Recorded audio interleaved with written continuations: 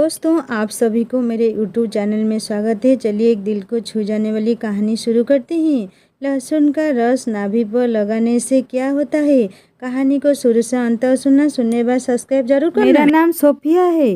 बंगाल में औरतें physical relationship बनाने से पहले अपनी नाभि पर आखिर लहसुन का रस क्यों लगाती थी? यह एक बहुत खूबसूरत सुबह थी। मैं अपनी चाची के साथ नाश्ता बनाने में बिजी थी। मेरी चाची का छोटा भाई अयान मेरे सामने बैठा हुआ था। उसकी नज़रें मुझ पर जमी हुई थी और यह ऐसी नज़रें थी जो मुझे खुश कर रही थी क्योंकि मैं अयान को पसंद करती थी। चाची का भाई यहाँ पर आता जाता रहता था और वह भी मुझे बहुत पसंद करता था। मेरी उम्र 17 साल थी, लेकिन मुझे अयान से प्यार हो गया था। कम उम्र में ही मुझे उससे मोहब्बत हो गई थी और वह भी मेरे लिए। ऐसी ही फीलिंग्स मुझे बिल्कुल भी आइडिया नहीं था कि आज का सूरज मेरी ज़िंदगी में अंधेरा लाने वाला है। आज के बाद मेरी ज़िंदगी पूरी तरह से बदलने वाली है। चाची का भाई 2 दिन से यहाँ पर आया हुआ था। अयान नाश्ता करने के बाद नौकरी के लिए निकल गया था और मैं चाची के साथ घर के कामों में बिजी हो गई थी।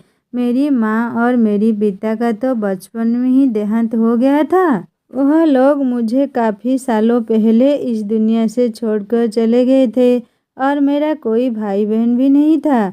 मैं अपने माता पिता की इकलौती बेटी थी। चाची मेरी माँ की जगह तो नहीं ले सकती थी, लेकिन फिर भी उन्होंने मुझे इज्जत की छत दी हुई थी। काम करते हुए टाइम मुझे पता ही नहीं चला और दोपहर हो गई थी। चाची अपने कमरे में आराम करने के लिए जा चुकी थी और मैं किचन की सफाई करने के लिए किचन में रह गई थी। इतनी ही देर में मुझे दरवाज़ा बजने की आवाज़ आई। मैं जैसे ही दरवाजे पर गई तो दरवाजे पर एक अजीब सा लंबा चौड़ा सा आदमी खड़ा हुआ था, जिसकी नज़रों में ऐसी चुभन थी कि मैंने जल्दी से उसे देखकर अपने कपड़े ठीक किए थे। मैं बहुत ही ज़्यादा खूबसूरत थी और कभी कभी यही बात मुझे बहुत ज़्यादा परेशान कर दिया करती थी। मैं जहाँ भी जाती थी वहाँ पर लड़के मुझे गौर गौर से देखते थे, इसीलिए मैं ज़्यादातर घर से बाहर निकलती तो अपने चेहरे को छुपाने को कोशिश करती थी और इस टाइम भी मैं अपनी खूबसूरती को छुपाने की कोशिश करने लगी थी। वह आदमी मुझसे चाची के बारे में पूछ रहा था। मैंने दरवाज़ा बंद करना चाहा था ताकि अंदर जाकर चाची को बुला लाऊं, लेकिन उस आदमी ने दरवाजे पर हाथ रख दिया और कहने लगा कि दरवाज़ा बंद करने की ज़रूरत नहीं है। मैं तुम्हारे लिए कोई गैर थोड़ी हूँ। जाओ, जाकर अपनी चाची को बुला लाओ। उसकी बात मुझे बहुत ही अजीब सी लगी थी। मैं पहली बार इस आदमी को यहाँ पर देख रही थी और वह कह रहा था कि वह मेरे लिए कोई गैर नहीं है। मुझे दरवाज़ा खुला हुआ छोड़कर अंदर जाना बहुत मुश्किल लग रहा था, लेकिन मेरी मजबूरी थी, इसीलिए मैं फ़ौरन अंदर की तरफ भागी और चाची को इस बारे में बताया कि एक आदमी दरवाजे पर खड़ा हुआ है। उसके बारे में सुनते ही चाची के चेहरे का रंग बदल गया था। वह कहने लगा कि तुम्हें दरवाजे पर आने की ज़रूरत नहीं है, तुम किचन का काम ख़त्म करो। उनकी बात सुनकर मैं किचन में पहुंच गई थी और चाची दरवाजे पर चली गई थी और फिर मुझे चाची की थोड़ी थोड़ी आवाज़ सुनाई देने लगी थी। वह उस आदमी से क्या बात कर रही थी यह तो मुझे समझ नहीं आया था, लेकिन कोई ऐसी बात ज़रूर थी जो बहुत ही खामोशी के साथ और चुपके चुपके की जा रही थी।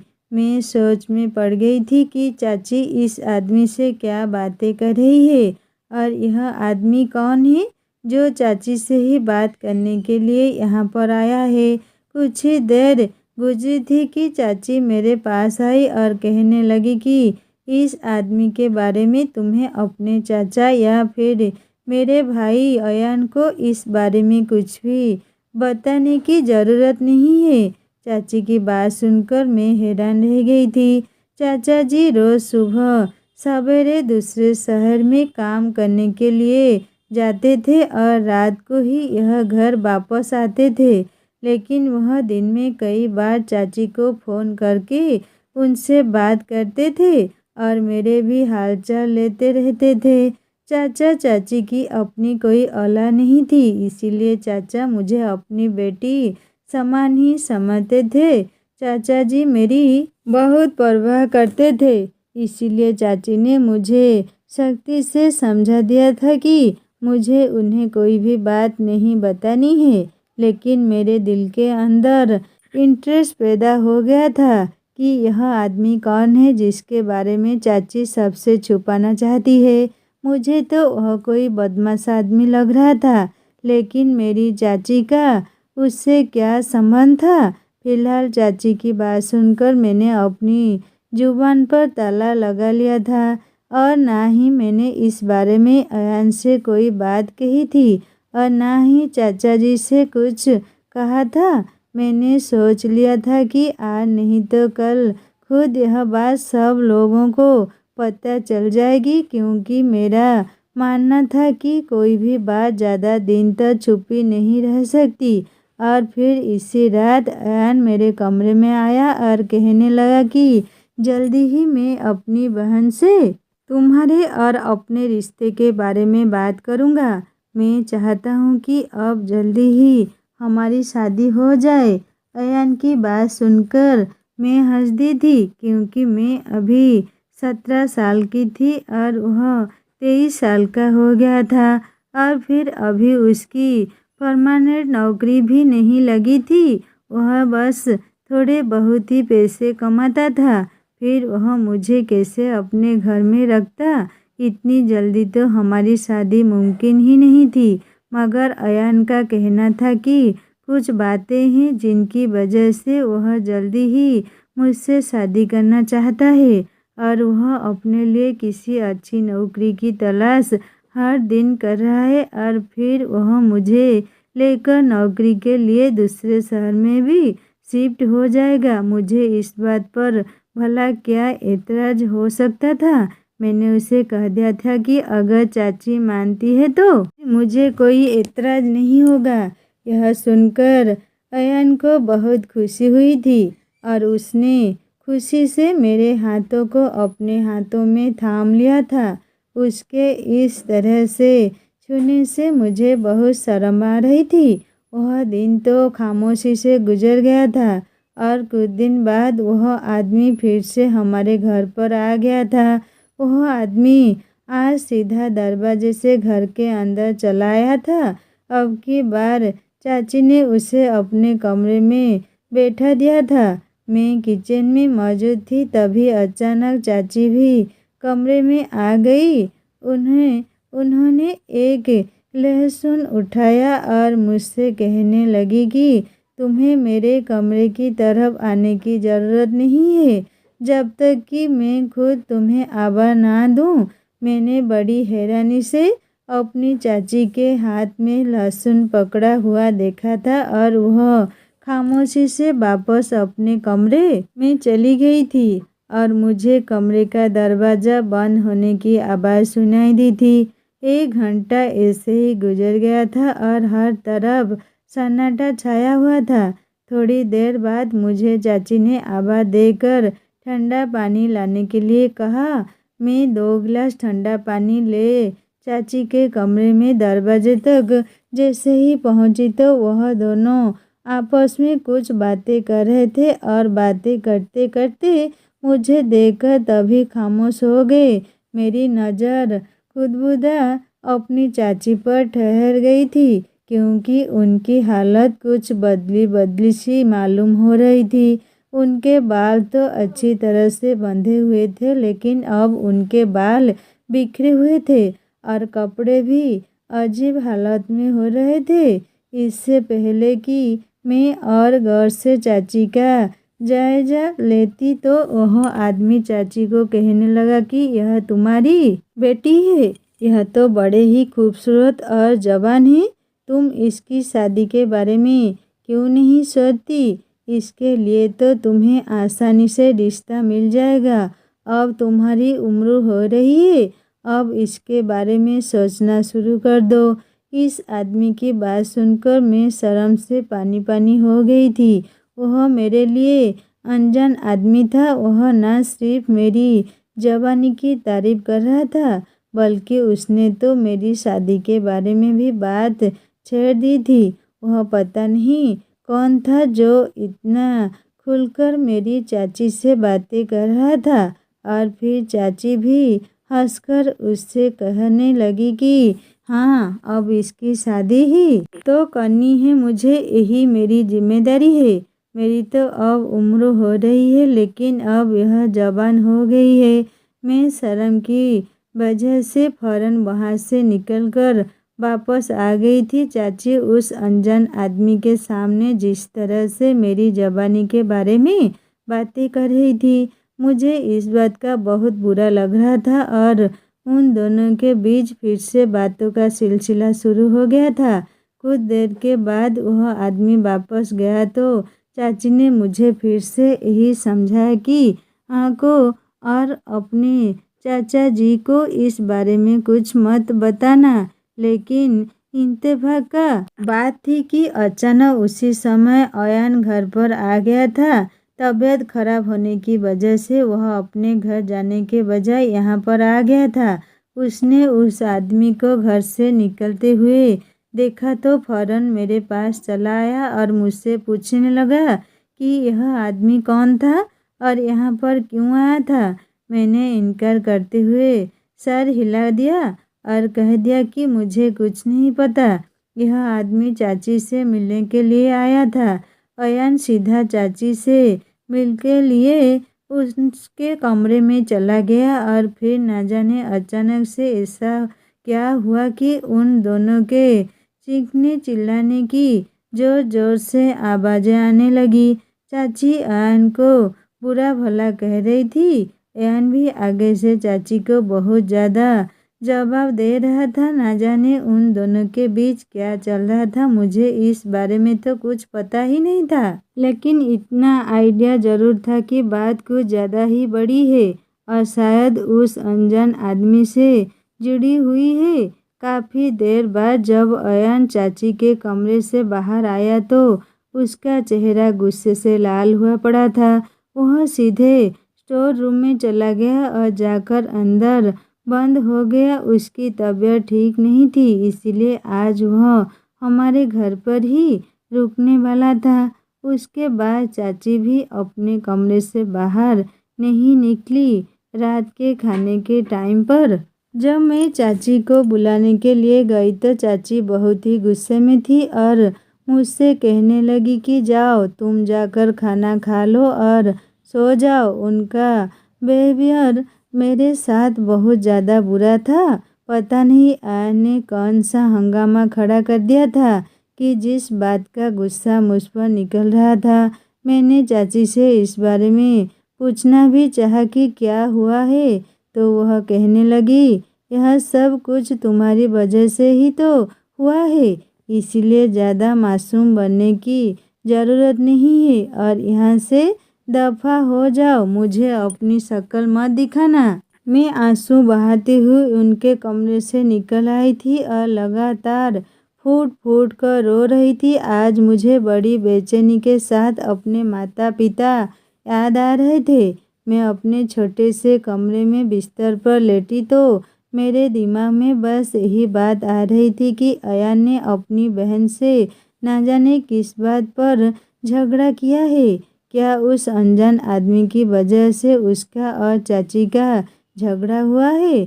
स्टोर रूम का दरवाज़ा तो अंदर से लॉक था, वरना मैं उससे जाकर ज़रूर पूछती। अयान जब भी हमारे घर पर आता था तो वो स्टोर रूम में ही ठहराता था, क्योंकि हमारा घर छोटा था और सिर्फ 2 ही कमरे थे। एक में चाचा और चाची रहते थे और दूसरे कमरे में मैं रहती थी और एक छोटा सा स्टोर रूम बना हुआ था जहाँ पर अयान कभी कभी ठहर जाता था। मुझे सुबह होने का इंतज़ार था। सुबह मुझे यह बात चाची से पता चलनी थी या फिर मुझे अयान से ही पूछनी थी। लेकिन अगली सुबह उससे भी ज़्यादा कुछ अजीब हुआ था। जब मैं सोकर उठी तो अयान घर से जा चुका था और चाची भी खामोशी से घर का काम कर रही थी।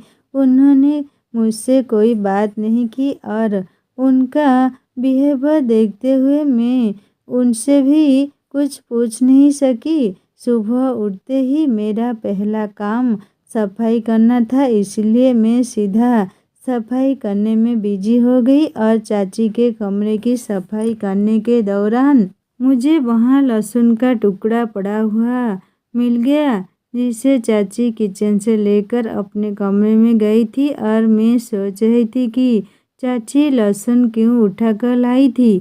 आखिर उस अनजान आदमी को इस लहसुन का क्या करना था, या फिर चाची ने उस लहसुन का इस्तेमाल किया था क्योंकि वह बहुत ही दबा हुआ लग रहा था, उसे खाया नहीं गया था, उसका छिलका भी उतरा हुआ था। ऐसा लग रहा था जैसे उसका रस निकल लिया गया है। मैंने सफाई करते टाइम उसे फेंक दिया था और फिर सफाई में बिजी हो गई। फिर शाम के टाइम चाची मुझसे कहने लगी, चलो मार्केट चलते हैं, कुछ सामान लाना है। कभी कभी ऐसा हो जाता था कि चाची मुझे अपने साथ मार्केट ले जाती थी, इसलिए मैंने अपना दुपट्टा लिया और मैं उनके साथ चल पड़ी। लेकिन मुझे क्या पता था कि चाची मुझे कहाँ लेकर जा रही है।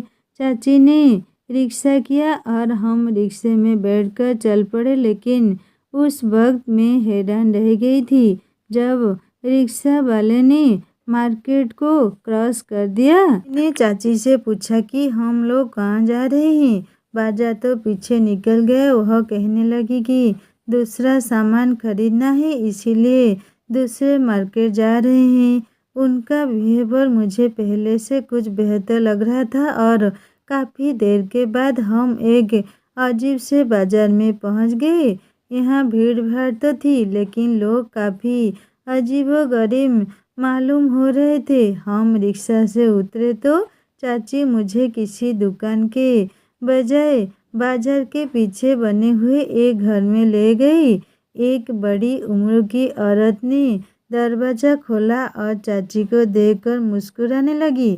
चाची कहने लगी, इसे अपने पास रखो, मैं माल के सही दाम लगवा कर आती हूँ। मैंने चाची को परेशानी से देखा कि वो मुझे अपने साथ ले जाने के बजाय यहाँ पर क्यों छोड़कर जा रही है। चाची ने मेरा चेहरा देखा तो वह कहने लगी कि परेशान मत हो, यह भी तुम्हारी चाची ही है, तुम यहाँ बेफिक्र होकर बैठो, बस कुछ देर में मैं वापस आती हूँ।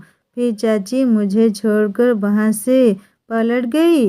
उस औरत ने मुझे अंदर ले लिया और घर का दरवाज़ा बंद कर दिया और फिर जैसे जैसे वो मुझे अपने साथ लेकर अंदर जाने लगी, मेरी आंखें फटी की फटी रह गई, क्योंकि उस दरवाजे के पीछे तो एक अलग ही जगह बनी हुई थी जिसमें बहुत सारे छोटे छोटे कमरे बने हुए थे और एक अजीब सी भूखी महक आ रही थी।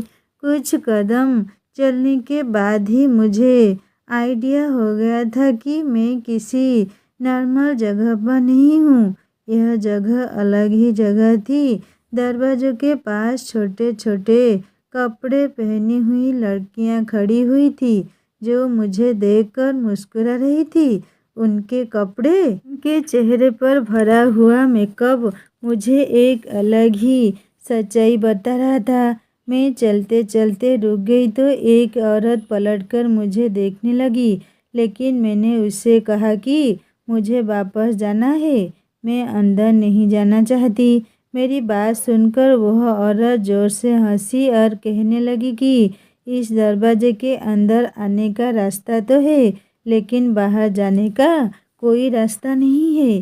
तुम्हारी चाची तुमसे जान छुड़ाकर यहाँ से जा चुकी है अब ना ही वह कभी लौटकर वापस आएगी और ना ही तू कभी यहाँ से लौटकर बाहर जा सकेगी। यह मेरी दुनिया है, यहाँ पर मेरा राज चलता है। तू भी एक औरत है, इसलिए मुझे भी यहाँ पर रहकर मेरा कहना मानना पड़ेगा। उनकी बात सुनकर मेरे पैरों तले से ज़मीन निकल गई थी। उसने मेरा हाथ पकड़ लिया था। मैंने अपना हाथ उसके हाथ से कस के छुड़ाया और मैंने कहा कि मैं यहाँ पर किसी कीमत पर नहीं रहूँगी और मेरी चाची कुछ देर में आती ही होंगी। मैं बाहर जाने के लिए जैसे ही पलटी तो उसने पीछे से मेरी कमीज पकड़ ली और कमीज जोर से खींची। उससे मेरी कमीज फट गई। फिर मेरे मुंह पर एक जोरदार तमाचा दे मारा और मैं ज़मीन पर गिर गई। मेरे मुंह से खून निकलने लगा। वो औरत मेरे पास बैठकर कहने लगी कि तेरी चाची तुझे यहाँ पर बेच कर गई है। अब तू मेरी खरीदी हुई गुलाम है। मैंने तेरी महंगी कीमत दी है। उस औरत को चल अब जा और जाकर तैयार हो। रात को कस्टमर आएंगे और तुझे भी यहाँ लाइन में खड़ा होना होगा। फिर उसने एक औरत को आवाज़ देकर बुलाया और मुझे उसके हवाले कर दिया। मैं उस समय हक्का बक्का थी। मुझे कुछ भी समझ में नहीं आ रहा था कि मैं क्या करूं और क्या नहीं। मेरी चाची मेरी माँ की तरह थी। पिछले 4 साल से मैं अपनी चाची के साथ रह रही थी। वह मेरे ऊपर इतना अत्याचार कैसे कर सकती है। मैं चाहकर भी उस औरत पर यकीन नहीं कर पा रही थी। ऐसा लग रहा था यह एक भयानक सपना है कि कुछ देर बाद मेरी आंख खुलेगी और सब कुछ ठीक हो जाएगा। लेकिन यह मेरी बदकिस्मती थी कि यह कोई सपना नहीं था, बल्कि ज़िंदगी की एक कड़वी हकीकत थी। वह दूसरी औरत मुझे एक अंधेरे से कमरे में ले गई। उसने खुशबूदार पानी बनाया और उसमें मुझे स्नान करवाया। मेरे चीखने चिल्लाने का, रोने धोने का उस औरत पर कोई असर नहीं हो रहा था। वो कहने लगी, तू जैसी लड़कियां यहाँ रोज आती है, 1-2 दिन रोती है, उसके बाद खुशी खुशी बिस्तर पर चली जाती है। उन्हें पता चल जाता है कि अब यही मेरी ज़िंदगी है, इसीलिए तुम भी अब खुशी खुशी यह ज़िंदगी स्वीकार कर लो। जो भी है, जैसी भी है, यही तुम्हारी ज़िंदगी है, इसीलिए खुशी खुशी इस काम को आसानी से कर लो, वरना सायरा बानो यही काम तुमसे ज़बरदस्ती करवाएगी और मुझे तकलीफ भी ज़्यादा होगी। उनकी बातें सुनकर मेरे वजूद में करंट दौड़ गया था। मैं 17 साल की थी और वह मुझे इस धंधे में उतरना चाहती थी। वह मुझे कमरे की तरफ खींचते हुए ले गई, जहाँ से मुझे चीखने चिल्लाने की आवाज़ आ रही थी। वह कहने लगी, देखो यह लड़की सायरा बानो की बात नहीं मान रही थी, इसलिए उसे यहाँ पर बंद करके रखा गया है। इस बेचारी को ना खाने को कुछ दिया जा रहा है और ना ही पीने को। अगर तुमने भी मेरी बात नहीं मानी तो तुम्हें भी ना खाने को कुछ दिया जाएगा और ना ही पीने को, तो तुम्हारा भी यही हाल होगा। उसकी ज़बरदस्ती करने पर मैंने खुशबूदार पानी से स्नान किया था और फिर उसने मुझे दुल्हन की तरह तैयार करना शुरू कर दिया। लेकिन थोड़ी देर के बाद वो पहले वाली औरत, जिसका नाम सायरा बानो था, वो वापस आ गई और उसने सर से पैर तक मुझे देखा और कहने लगी, तू तो सच में बहुत खूबसूरत है और बड़ी कमाल की चीज़ है। तेरे तो बड़े अच्छे दाम लगेंगे। मैंने तेरी चाची को भी बहुत पैसा दिया है। वही सारा पैसा मैंने तेरे शरीर को बेचकर वसूल करूँगी। सायरा बानो भद्दी सी हंसी तो उसके पान से सने हुए दांत दिखाई दिए। यह नज़ारा मैंने अक्सर फिल्मों में देखा था, लेकिन मैंने कभी यह नहीं सोचा था कि मेरी ज़िंदगी में भी कभी ऐसा वक्त आ जाएगा। अब तो मेरी आंखों से लगातार आंसू बह रहे थे। मैंने उस औरत से पूछा कि मेरी चाची मुझे यहाँ पर छोड़कर क्यों गई है। वह जोर से हंसी और कहने लगी, यह तो तुझे मालूम होगा, हम तो बस माल खरीदते हैं। माल हम तक क्यों लाया जाता है यह हमें नहीं मालूम। वह दूसरी औरत जिसका नाम बेगम जान था सायरा बानो से कहने लगी कि यह अभी छोटी है ना, इसे अभी हमारे काम के बारे में कुछ पता भी नहीं है। कस्टमर के हवाले करने के बजाय पहले महफिल में नाचने के लिए इस्तेमाल करना चाहिए। जब यह कुछ समझदार हो जाए तो इसे किसी अच्छे और महंगे ग्राहक के सामने पेश करना ताकि इसका सही पैसा वसूल हो सके। उस औरत की बात सायरा बानो को समझ आ गई और वह कहने लगी कि ठीक है, इसे नाचने गाने की तैयारी करवाओ। इस बात का हुक्म देते हुए वह खुद कमरे से बाहर निकल गई। बेगम जान मेरी तरफ देखकर कहने लगी कि कुछ दिनों के लिए मैंने तुम्हें बचा लिया है, लेकिन याद रखो इस दुनिया में आज नहीं तो कल तुम्हें कस्टमर के पास जाना ही होगा, क्योंकि यही तुम्हारा काम है। मैं भी जब यहाँ आई थी तो सिर्फ 15 साल की थी। मुझे तो यहाँ पर मेरी सगी माँ बेचकर गई थी, क्योंकि उसे तो पैसों से मतलब था। उसने कभी अपनी बेटी से प्यार ही नहीं किया। उसे बेटियां बोर लगती थी, इसलिए वह मुझे यहाँ पर बेचकर चली गई थी। तब से आज तक मैं हर रोज़ किसी न किसी कस्टमर के साथ होती हूँ, क्योंकि अब यही मेरी ज़िंदगी है। मैंने यहाँ से भागने की कई बार कोशिश की, लेकिन यहाँ से बाहर जाने का सिर्फ एक ही दरवाज़ा है, जिस पर सायरा बानो खुद अपने नौकरों के साथ पहरा देती है। इसलिए यहाँ से कभी फरार होने के बारे में मत सोचना, वरना सायरा तुम्हारी वह हालत करेगी कि तुम सारी ज़िंदगी याद रखोगी। बेगम जान बहुत ही अच्छी और बहुत मोहब्बत करने वाली औरत थी। उसकी बोलचाल भी मुझे बहुत पसंद आई थी। बाकी यहाँ तो कोई औरत ढंग से बात ही नहीं करती थी। वह मुझे ना सिर्फ प्यार से समझा रही थी, बल्कि खुद भी नाच सिखाने लगी थी, जबकि मैं सारा टाइम रोती रहती थी। मुझे अपनी इस किस्मत पर बहुत अफसोस हो रहा था कि मुझे और कोई नहीं बल्कि मेरी अपनी ही चाची यहाँ पर छोड़कर चली गई। और फिर कुछ दिन इसी तरह से गुजर गए थे। अब तो रोते रोते मेरी आंखों का पानी भी सूख हो चुका था। मैंने अपने दिल को समझा लिया था और सोच लिया था कि ज़्यादा रोने से भी कोई फ़ायदा नहीं है। मुझे यकीन हो गया था कि अब मेरी चाची मुझे लेने के लिए कभी नहीं आएगी। ना जाने उन्होंने मुझसे किस बात का बदला लिया था। अयान ने उनसे आखिर ऐसा क्या कहा था जो वह मुझे अगले ही दिन इस दुनिया में छोड़कर चली गई थी। मैं इस सवाल का जवाब जानना चाहती थी कि मेरी चाची ने मेरे साथ यह सब कुछ क्यों किया, लेकिन फिलहाल इन सवालों का जवाब देने वाला कोई नहीं था। बेगम जान ने मुझे 1 महीने तक इन महफिलों के रूप और नाचने भी सिखा दिया था, और फिर मुझे भी इस महफिल का हिस्सा बनाया जाने लगा था, जहां शराब के नशे में डूबे हुए आदमी हमारे सामने बैठ जाते थे और हमें अजीबोगरीब कपड़ों में उनके सामने अपना नाच पेश करना पड़ता था। पुरानी लड़कियां तो नाचने में काफ़ी माहिर हो गई थी। वो इस काम को बड़ी आसानी से कर लिया करती थी, लेकिन मेरे लिए यह काम बहुत ही मुश्किल था। मैंने सारी ज़िंदगी अयान के सिवा किसी को दिखा ही नहीं था और ना ही कभी घर की 4 दीवारी से अकेले में बाहर निकली थी।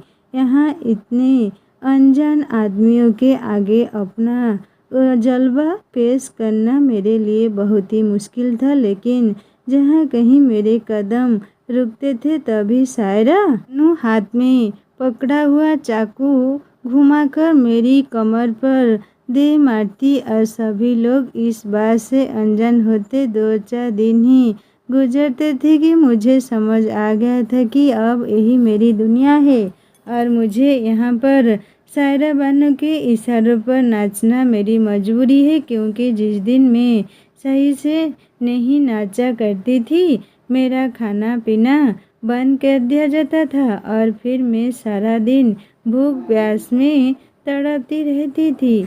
इसीलिए मैंने भी नाचने में बराबर से हिस्सा लेना शुरू कर दिया था और फिर इसी तरह से 1 महीना और गुजर गया था कि एक अमीर आदमी कोठे पर चला आया और उसने आते ही सबसे पहले मेरे दाम लगाए थे। वह मुझे 5 लाख की कीमत पर एक रात के लिए खरीदना चाहता था और यह बहुत बड़ी रकम थी। सायरा बानो तो खुशी खुशी फौरन राजी हो गई थी। उसने उस आदमी से 5 लाख ले लिए और उसे एक छोटे से कमरे में भेज दिया और बेगम जान से कह दिया कि वह मुझे तैयार करके इस आदमी की सेवा में पेश कर दे। यह सुनकर मैं फूट फूट कर रोने लगी थी। नाचने को तो मैं अपना चुकी थी, लेकिन अब तक मैंने किसी कस्टमर के साथ रात नहीं गुजारी थी। बेगम जान मुझे अपने साथ ले गई और अपने हाथों से मुझे तैयार करते हुए कहने लगी कि तुम जितना ज़्यादा शोर करोगी, कस्टमर तुम्हें उतना ही परेशान करेगा। इसीलिए बेहतर यही होगा कि तुम खामोशी से उसके साथ वक्त गुजार कर वापस आ जाओ। एक रात के लिए समझ लो कि वही तुम्हारा पति है और ऐसा करने से तुम्हारी मुश्किल आसान हो जाएगी। बेगम जान मुझे तैयार करते हुए शीशे में मुझे दिखाते हुए कहने लगी कि कभी कभी हमारी खूबसूरती ही हमारे लिए मुसीबत बन जाती है। यह तुम्हारा खूबसूरत चेहरा और गोरा चिट्टा शरीर, यह तुम्हारे लिए सिवाय मुसीबत के और कुछ नहीं है। अगर तुम इतनी खूबसूरत ना होती तो कोई तुम्हारे दाम में नहीं लगाता। मैं भी अपनी इस खूबसूरती से तंग आ चुकी हूँ। मैं 22 साल की होने वाली हूँ, लेकिन मेरा खूबसूरत चेहरा और मेरे शरीर की चमक दमक मुझे बूढ़ा नहीं होने देती। कोई ना कोई मेरे दाम लगा ही देता है और फिर मुझे खुद को उसके सामने पेश करना पड़ता है। तुम भी जब तक खूबसूरत हो तब तक तुम्हें यह सब कुछ झेलना होगा। बेगम जान मुझे दिमागी तौर पर तैयार कर रही थी और मेरे आंसू थे कि रुकने का नाम ही नहीं ले रहे थे। मुझे बार बार चाची और अयान की याद सता रही थी। मुझे अब तक इस बात पर यकीन नहीं आया था कि चाची मुझे जानबूझकर यहाँ पर छोड़ कर गई है और इस सब के लिए शायद अयान जिम्मेदार है। जब मैं पूरी तरह से तैयार हो गई तो बेगम जान ने मेरी नज़र उतारी और कहने लगी कि गहरी सांस भर के कमरे में दाखिल हो जाना और खुद को इस आदमी के हवाले कर देना। मेरे पास भी इसके सिवा और कोई रास्ता नहीं था, इसलिए मैं इस छोटे से कमरे के और चली गई जहाँ पर एक नन्हा पीला सा बल्ब जल रहा था, जिसकी धीमी सी रोशनी में मुझे सब कुछ भयानक लग रहा था। मैंने सोचा था कि जाने ही मैं इस आदमी के पैरों में गिर जाऊंगी और इससे कहूंगी कि वह मेरे साथ कोई ज़बरदस्ती ना करे। मैं रहम की भीख मांगूंगी तो उसे मुझ पर तरस आ जाएगा। वैसे भी मैं कम उम्र की थी और जिस आदमी ने मुझे खरीदा था वह कोई 35 या 40 साल की उम्र का आदमी था। मेरे हिसाब से तो वह मेरे पिता जैसा ही था, मगर मुझे पता नहीं था कि यहाँ पर आने वाले आदमी भी इतने ही पत्थर दिल के होते हैं जितनी यहाँ की औरतें हैं। मैं जब कमरे में दाखिल हुई तो मुझे देखकर इस आदमी के चेहरे पर एक खतरनाक ही मुस्कुराहट आ गई थी। मेरी जैसे ही इसके चेहरे पर नज़र पड़ी तो मेरे रोंगटे खड़े हो गए थे। उसके माथे पर एक बड़ा सा जख्म का निशान था। एक आंख बिल्कुल लाल हो रही थी और उसकी नज़रें मेरे शरीर पर टिकी हुई थी। मुझ पर इतना डर सवार हुआ था कि मैं वापस बाहर निकलने लगी थी। तभी उसने मुझे पीछे से पकड़कर खींच लिया और कहने लगा कि तेरे इतने महंगे दाम दिए हैं, फिर तू कहाँ भाग रही है। उसके मुंह खोलते ही शराब की बदबू ने मेरी सांस बंद कर दी थी। मैं उसके आगे रहम की भीख मांगने लगी थी, लेकिन उसे मुझ पर बिल्कुल भी तरस नहीं आया था। वह कहने लगा कि चल अब सीधी तरह से बिस्तर पर आजा। मैं अच्छी तरह से जानता हूँ तुझ जैसी लड़कियों के नखरे। उसने मुझे सीधे बिस्तर पर धक्का दे दिया था और फिर मेरे दिमाग में बेगम जान की बातें घूमने लगी थी। उन्होंने कहा था कि बिस्तर पर जाने से पहले अपनी नाभि पर लहसुन का रस जरूर लगा लेना। उन्होंने एक लहसुन की छोटी सी कली को छीलकर उस पर नाखून मारकर मुझे दे दिया था। मैंने उसे मुट्ठी में बंद कर लिया था, जैसे मैं इस्तेमाल करना भूल गई थी, जिससे कि मुझे बेगम जान की याद आई। मैंने जल्दी से वह लहसुन की कली अपनी नाभि पर गलने शुरू कर दी ताकि उसका रस मेरी नाभि पर लग जाए। कुछ ही देर में मैंने पूरी लहसुन की कली अपनी नाभि पर मली थी और फिर उसके बाद मेरे साथ वही सब कुछ हुआ था जो मेरे साथ होने वाला था। किसी आदमी ने सारी रात पूरी तरह से अपने पैसे वसूल कर लिए थे। मेरा रोना धोना किसी काम नहीं आया था। वह आदमी तो बिल्कुल ही पत्थर दिल था। उस पर किसी बात का कोई असर नहीं हो रहा था। शायद वह शराब के नशे में चूर था या फिर उसे इस सब की आदत थी। मेरे लिए एक एक मिनट भारी पड़ रहा था। ऐसा लगता था कि जैसे रात ख़त्म ही नहीं होगी। और फिर एक वक्त ऐसा आया जब मुझ पर बेहोशी सवार होने लगी थी। अब मैं पूरी बेहोश हो गई थी। जब मेरी आँख खुली तो बेगम जान मेरे सामने मौजूद थी। वह कस्टमर सुबह होने से पहले ही जा चुका था। बेगम जान मुझे होश में लाने की कोशिश कर रही थी। जब मुझे होश आया तो उन्होंने मुझे सीने से लगा लिया और कहने लगी, बस पहली रात ही मुश्किल होती है। अब तेरे लिए सब कुछ आसान हो जाएगा। लेकिन मुझे ऐसा नहीं लगता था कि मेरे लिए कुछ भी आसान हुआ है। गुजरी हुई रात बहुत ही भयानक थी। मैं होश में आने के बाद भी चिल्ला रही थी। बेगम जान मुझे अपने साथ अपने कमरे में ले गई और सारा दिन मैं बस उनके सीने से लगकर आंसू बहाती रही थी। मुझे अपनी माँ की बहुत याद आ रही थी। अगर आज मेरी माँ जिंदा होता तो शायद मुझे यह दिन ना देखना पड़ता। पहली बार मुझे यकीन हुआ था कि माँ बाप के सिवा कोई अपना नहीं होता। यह रिश्ते भी सिर्फ दिखावे के ही होते हैं। मेरी चाची, जिसे मैं अपनी माँ की जगह देती थी, उन्होंने ही मुझे इस दलदल में धकेल दिया था। यहाँ मैं अपनी पहचान को भुला चुकी थी। मेरा नाम सोफिया था, लेकिन यहाँ पर मेरा नाम गुलजान रख दिया गया था। यहाँ सब लोग मुझे इसी नाम से पुकारते थे, क्योंकि मैं खुद भी भूल चुकी थी कि मेरा नाम पहले कभी सोफिया था। सारा दिन मैं बेगम जान के पास रही। मैंने उनसे कह दिया था कि मैं किसी कस्टमर के पास नहीं जाऊंगी, लेकिन ऐसा कैसे हो सकता था कि कोठे पर रहने वाली लड़की की कीमत ना लगे। 2 दिन खामोशी से गुजर गए। फिर तीसरे दिन एक 55 साल का कस्टमर मेरी कीमत लगाने के लिए आया था। मेरे सायरा बानों से इनकार करना चाहा तो उन्होंने मुझे जोरदार थप्पड़ मार दिया। कहने लगी कि वहाँ इनकार करने की गुंजाइश नहीं है। अगर तू नहीं जाएगी तो मैं तुम्हें खुद कस्टमर के आगे फेंक जाऊंगी। मैं सायरा बानो के आगे मजबूर हो गई थी। बेगम जान ने मुझे उस आदमी के पास जाने के लिए तैयार किया और साथ ही मेरी मुट्ठी में लहसुन भी पकड़ा दिया और कहा कि इसे अपनी नाभि पर लगाना मत भूलना। मैंने खामोशी से वह लहसुन मुट्ठी में दबाया और मैं मरे मरे कदमों से उस कमरे में पहुंच गई। मैंने खामोशी से इस बूढ़े के साथ रात गुजार ली।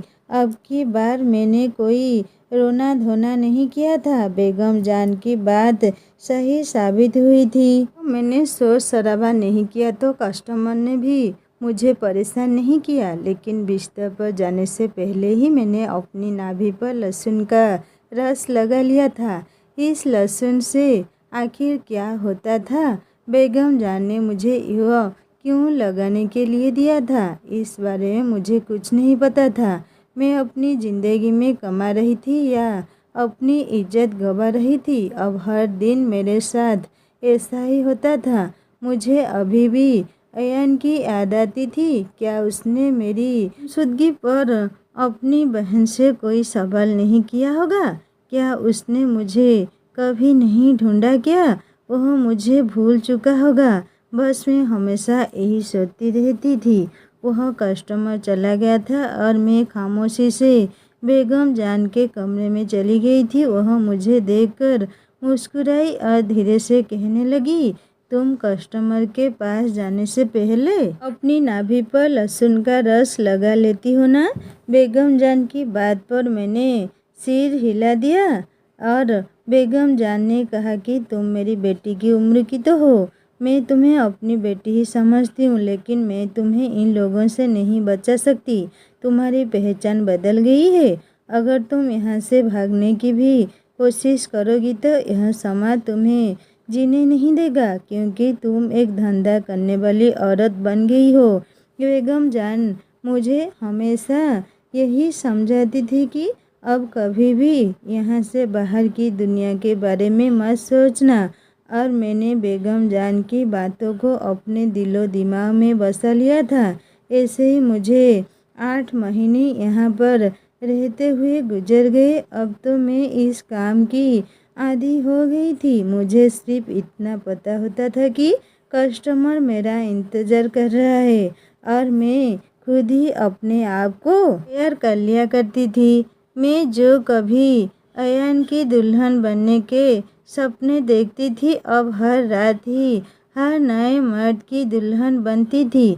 लेकिन हर रात बेगम जान मुझे लहसुन पकड़ा नहीं भूलती थी और यह जरूर जताती थी कि बिस्तर पर जाने से पहले यह लहसुन अपनी नाभि पर जरूर लगा लेना।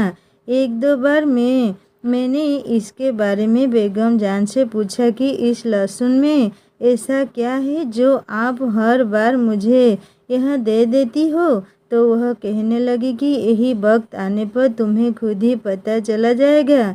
याद रखना, किसी भी कस्टमर के पास जाने से पहले लहसुन का इस्तेमाल ज़रूर करना। काफ़ी दिनों से मैं देख रही थी कि बेगम जान बीमार थी, लेकिन वह अपना इलाज नहीं करा रही थी। और वैसे भी हम जैसी औरतों का इलाज मुमकिन कहाँ है? हमारा तो यहाँ कोई अपना ही नहीं है जो हमारी फिक्र कर सके। मेरी फिक्र करने वाली यहाँ पर सिर्फ बेगम जान थी। अगले ही दिन मेरे पास सहारा बानो आई और कहने लगी कि रात को तैयार रहना, तुम्हारे पास एक कस्टमर आएगा। यह कहकर सहारा बानो चली गई और मैं तैयार होने लगी, क्योंकि अब मुझे इस दुनिया की आदत हो गई थी। मैं जब पूरी तरह से तैयार हो गई तो बेगम जान ने फिर आकर मुझे लहसुन का टुकड़ा पकड़ाया। मैं आज सोच में पड़ गई थी कि आखिर बेगम जान मुझे लहसुन क्यों देती है। आज मैं उनसे इस सवाल को पूछ कर ही रहूँगी। लेकिन मुझे कस्टमर के पास जाने के लिए देर हो रही थी, इसलिए मैंने सोचा कि मैं जब वापस आऊँगी तो उनसे इस सवाल का जवाब ज़रूर पूछूंगी। कस्टमर मेरा इंतज़ार कर रहा था, इसलिए मैं कस्टमर के कमरे में उसके पास पहुंची। लेकिन इससे पहले मैंने लहसुन के रस को अपनी नाभि पर लगा लिया था। हालांकि मैं इतना ज़रूर जानती थी कि इस काम के पीछे कोई ना कोई ख़ास बात तो ज़रूर है। मेरे दिमाग में बार बार लहसुन वाली बात घूम रही थी। अगर मुझे कोई इस बारे में बता सकता था तो वह सिर्फ बेगम जान थी। और आज मैंने फैसला कर लिया था कि मैं आज उनसे पूछ कर ही रहूँगी, क्योंकि वह हर बार मुझे लहसुन के बारे में बताना नहीं भूलती थी। मैं जैसे ही कमरे में पहुंची तो मेरी आंखें फटी की फटी रह गई, क्योंकि उस कमरे में मौजूद मर्द कोई और नहीं बल्कि अयान था, जो नशे में चूर बिस्तर पर बैठा हुआ था। और मुझे देखते ही वह एकदम उछल पड़ा और फिर मेरे पास आकर हैरानी से पूछने लगा, सोफिया, तुम यहाँ पर क्या कर रही हो? मैंने तुम्हें कहाँ कहाँ तलाश नहीं किया। मैंने उसे जोर से धक्का दिया और पीछे हटाकर कहा कि मैं सोफिया नहीं हूँ, मेरा नाम गुलजान है। मुझमें इतनी हिम्मत नहीं थी कि मैं सोफिया बनकर अयान का सामना करती। मेरी इज्जत लूट चुकी थी। सालों से इस कोठे पर मेरी इज्जत नीलाम हो रही थी। अयान ने आकर मेरे कंधों से पकड़कर मुझे झंझोड़ दिया और कहने लगा कि मैं अच्छी तरह से जानता हूँ, तुम मेरी सोफिया ही हो। तुम यहाँ तक कैसे पहुँची? मुझे तो मेरी दीदी ने यही बताया था कि तुम किसी लड़के के साथ भाग गई हो। अयान की बात सुनकर मेरे होश उड़ गए और फिर मैंने उसे अपनी पूरी कहानी बताई। मुझे यहाँ तक पहुँचाने वाला कोई और नहीं बल्कि उसकी अपनी ही बहन थी। यह बात सुनकर वह मेरे कदमों में बैठकर रोने लगा और उसने मेरे हर सवाल का जवाब दिया। उसने मुझे बताया कि जब से मेरी बहन को तुम्हारे और मेरे अफेयर के बारे में पता चला था, तभी से वह तुमसे नफरत करने लगी थी। इसीलिए वह अनजान आदमी को अपने फायदे के लिए बुलाती थी, क्योंकि जीजाजी तो ज़्यादातर घर से बाहर ही रहते थे। मुझे उसके इस प्लान के बारे में पता चल गया था, तभी तो मैं तुम्हें दूसरे शहर ले जाने की बातें करता था। लेकिन जब उस दिन हम लोग बातें कर रहे थे तो वह बातें मेरी बहन ने सुन ली थी और वह आदमी दीदी से मिलने के लिए आता था, क्योंकि वह कोठे का दलाल है। मैं अपनी बहन की हरकतों को अच्छी तरह से जानता था। जब जीजाजी घर पर नहीं होते तो वह गैर मर्दों के साथ संबंध बनाती है। यह बात तुम्हें पता नहीं है, लेकिन मैं इस बात को जानता था। मैंने अपनी बहन को कई बार समझाने की कोशिश की, लेकिन उन्होंने मेरी बात नहीं मानी। वह लगातार जीजाजी को धोखा देती रही और उस दिन भी मुझे उस आदमी को घर से निकलता हुआ देखकर बहुत गुस्सा आ गया था और इसी बात पर मेरी बहन से झगड़ा हुआ था। फिर उसके अगले ही दिन मेरी बहन ने मुझे बताया कि तुम किसी लड़के के साथ भाग गई हो। मुझे उनकी इस बात पर यकीन नहीं हो रहा था, लेकिन उन्होंने रो धोकर मुझे इस बात पर यकीन दिलवा दिया। लेकिन फिर भी मैंने तुम्हें कई जगह तलाश करने की कोशिश की, तुम मुझे कहीं पर भी नहीं मिली। उन्होंने जीजाजी को भी यही बताया कि आपकी भतीजी भाग गई है और फिर मुझे भी यही लगने लगा कि तुमने मुझे धोखा दिया। मैं तुमसे तुम्हारी चाची की तरफ से माफ़ी मांगता हूँ। तुम्हारी चाची बहुत बीमार है और बिस्तर पर पड़ी हुई है। उसे उसके किए की सज़ा मिल चुकी है और यह सब कुछ उनके साथ इसलिए हुआ है क्योंकि उन्होंने एक बिन माँ बाप की बच्ची को सताया। अपनी गलती छुपाने के लिए उन्होंने तुम्हें इस कोठे पर छोड़ दिया। अयान रोते हुए मुझसे माफ़ी मांगने लगा था कि उसने मुझे ज़्यादा ढूंढने की कोशिश भी नहीं की।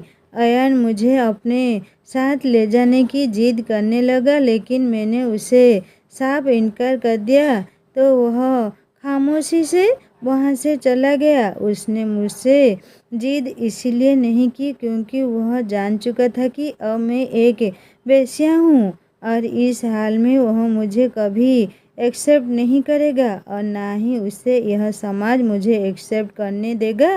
अयान की हालत मेरी बेवफाई में ऐसी हो गई थी, उसने अपने आप को शराबी बना लिया था और वह कोठे पर भी आने लगा था। वह अपनी रात पूरी किए बिना ही वहाँ से शर्मिंदा होकर चला गया था और मैं बेगम जान के कमरे में आ गई थी। लेकिन जैसे ही मैं बेगम जान के कमरे में आई तो देखकर हैरान रह गई कि बेगम जान बेहोश जमीन पर पड़ी हुई थी। मैंने उनको छू कर देखा तो उनका शरीर ठंडा पड़ा था। शायद वो इस दुनिया से जा चुकी थी। यह देखकर मेरे पैरों तले से ज़मीन निकल गई और मेरी आंखों से आंसू नहीं रुक रहे थे। मैं बेगम जान को ही अपना सब कुछ मानती थी और आज वह मुझे इस दुनिया से छोड़कर जा चुकी थी। लेकिन उनकी मुट्ठी में एक चिट्ठी थी जिस पर उनकी पूरी कहानी लिखी हुई थी कि वह किस तरह से इस कोठे पर आई थी और उन्होंने किस तरह से अपनी ज़िंदगी गुजारी थी। और साथ ही साथ चिट्ठी पर यह भी लिखा हुआ था कि इस लहसुन के रस को नाभि पर लगाने से क्या होता है। दरअसल इस लहसुन के रस को नाभि पर लगाने से औरत कभी भी प्रेग्नेंट नहीं होती और वह तरह तरह की बीमारियों से भी दूर रहती थी। और बेगम जान को यह सब कुछ बताने वाला कोई नहीं था, इसीलिए वह इतनी ज़्यादा बीमार हो गई थी। लेकिन जब उन्हें इस बारे में पता चला तो उन्होंने यह नुस्खा मुझ पर आजमाना शुरू कर दिया। उन्हें मेरी सेहत की बहुत फिक्र थी, इसीलिए वह हर बार मुझे लहसुन पकड़ा नहीं भूलती थी। पर अफसोस की बात यह थी कि बेगम जान इस दुनिया से जा चुकी थी और अब कोई भी मुझे यह लहसुन पकड़ा वाला नहीं था और मैं अब यही इस कोठे पर अपनी बची कुची ज़िंदगी गुजार रही हूँ। लेकिन आज भी मुझे बेगम जान की याद आती है जिससे मेरी इतनी फिक्र थी। लहसुन का रस अपनी नाभि पर लगाने से मुझे आज तक कोई बीमारी नहीं हुई है और ना ही मैं किसी कस्टमर से प्रेग्नेंट हुई हूँ। दोस्तों, उम्मीद करती हूँ आपको हमारी कहानी पसंद आई होगी। कहानी पसंद आई है तो वीडियो को लाइक करें, चैनल पर नए हैं तो चैनल को सब्सक्राइब करें और हाँ, नोटिफिकेशन बेल को ज़रूर दबाएं ताकि अगली कहानी सबसे पहले आपको मिले। नमस्ते।